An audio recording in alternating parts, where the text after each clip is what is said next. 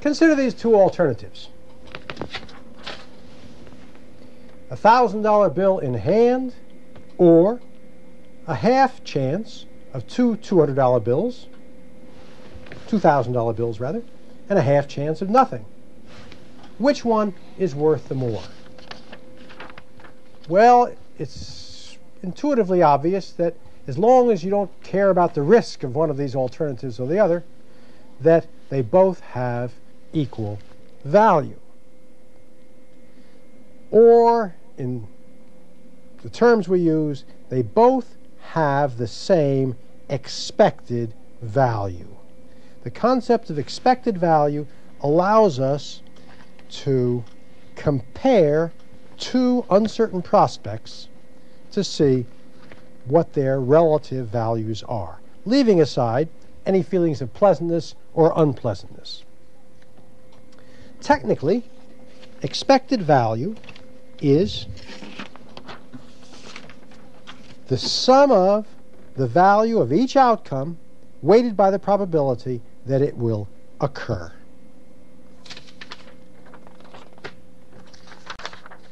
Let's consider an example.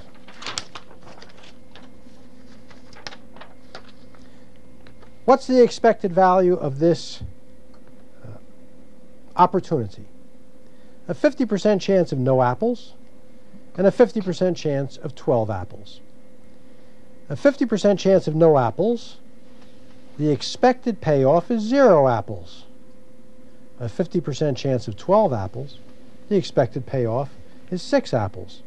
So the expected value of this alternative is 6 apples.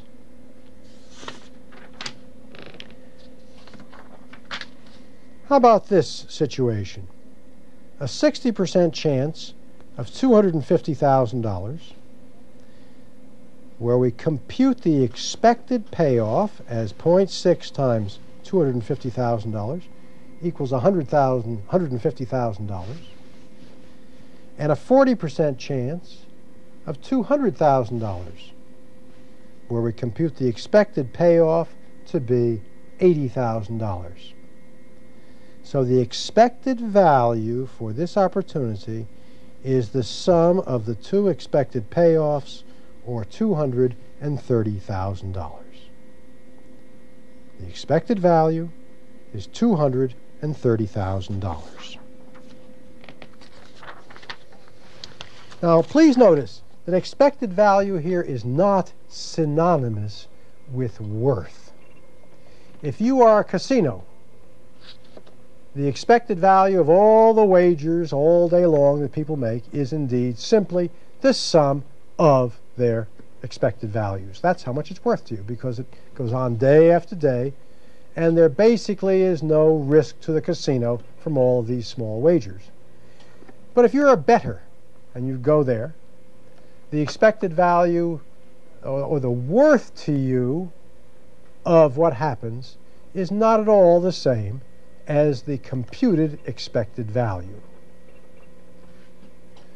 We are focusing now, though, only on the expected value, putting aside all issues of how you feel about risk, whether you like it or dislike it or what. We're putting that aside for now. That is, in general, twice as much money doesn't mean twice as much satisfaction or utility to people. But for purposes of our analysis now, until we bring in the adjustment for risk, we simply compute the expected value and consider that to be our criterion.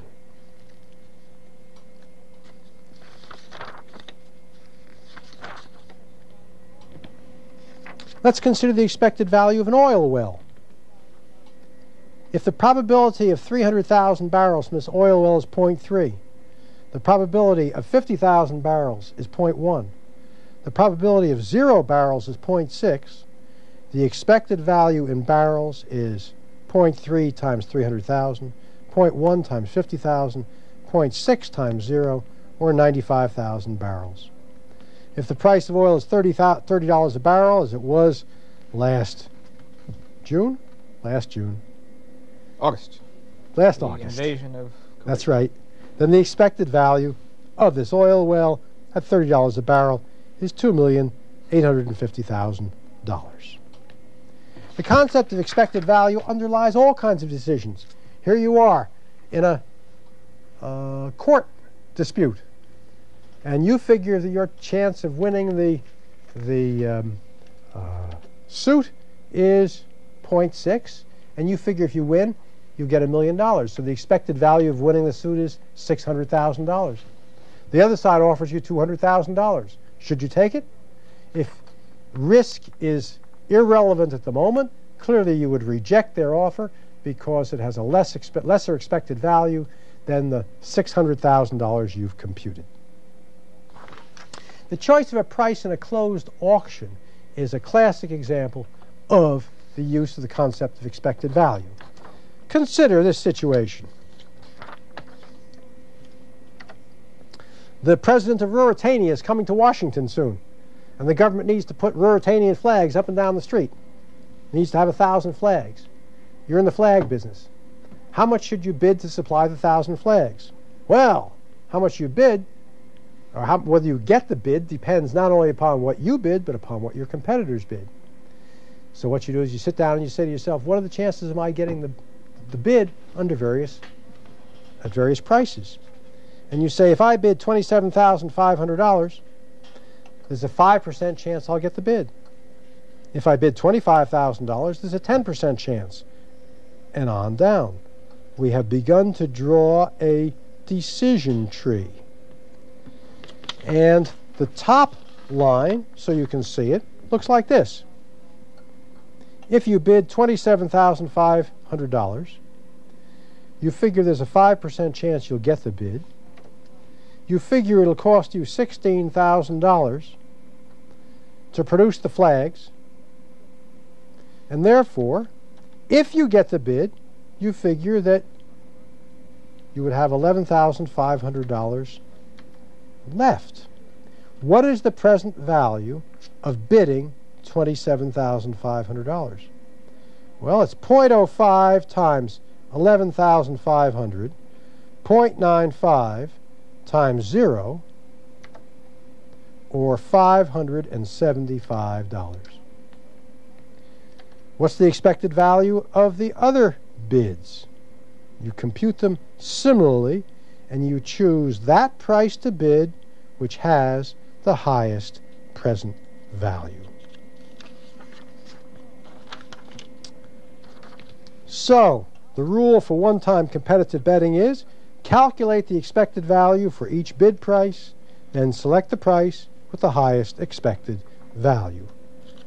And you can do this most simply in a table such as you have in your Xerox pack, for which the top line looks like this. If you bid $27,000, the revenue would be $27,500 if you get it. Expenditure $16,000. Net $11,500. Probability of getting this 0.05. The expected value of not getting it is 0, and therefore the expected value for the total is $575. You complete the analysis for the other bid prices and choose that bid price which has the highest expected value.